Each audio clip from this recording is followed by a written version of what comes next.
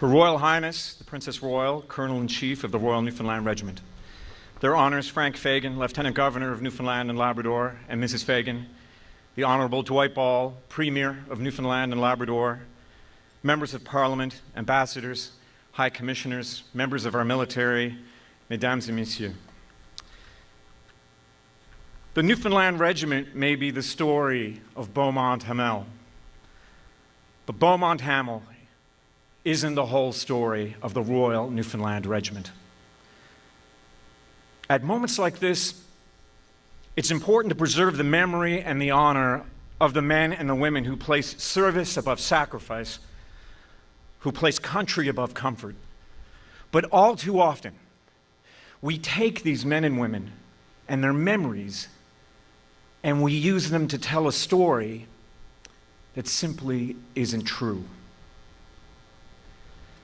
On July 1st, 1916, the men of the Newfoundland Regiment went over the top at the Battle of the Somme. You all know that. What you may not know is that up to that point in the war, they had served with incredible distinction. They were considered amongst the very best. They were one of the few volunteer forces skilled and ready enough to fight alongside professional soldiers. In Gallipoli, they withstood everything their enemy and the weather could throw at them. And when a British force was unable to evacuate with the main group, it was the Newfoundland Regiment that was chosen to go back in and cover the retreat. That bears repeating. That bears repeating, ladies and gentlemen.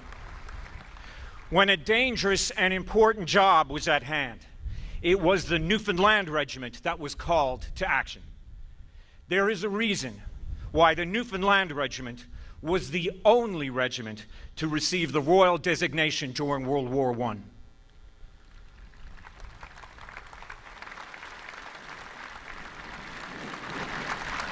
If we hang our heads on July 1st and think of Beaumont-Hamel as the cruel sacrifice of Newfoundlanders, as some colonial cannon fodder by uncaring generals, we do a disservice to their memory.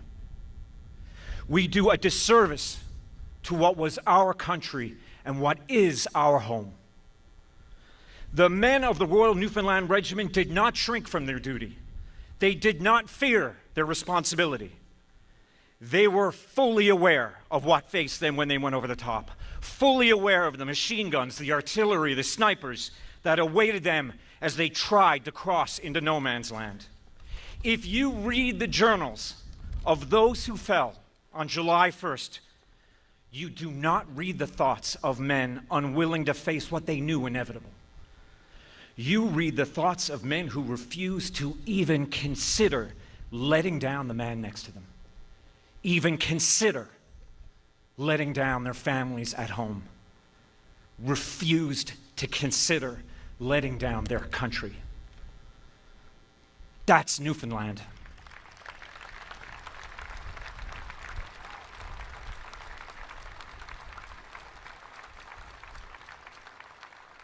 That's Newfoundland. That's my home.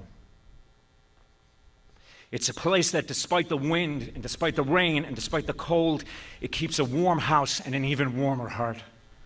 It's a place that despite the economic hardship and the too often difficult job of keeping the wolves from the door, always has a cup of sugar or a cord of wood for a neighbor.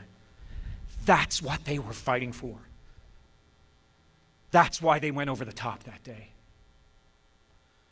We rightfully honor them by doubling down our efforts here, by refusing to bow in the face of staggering odds, by refusing to let down the person next to us or our families at home.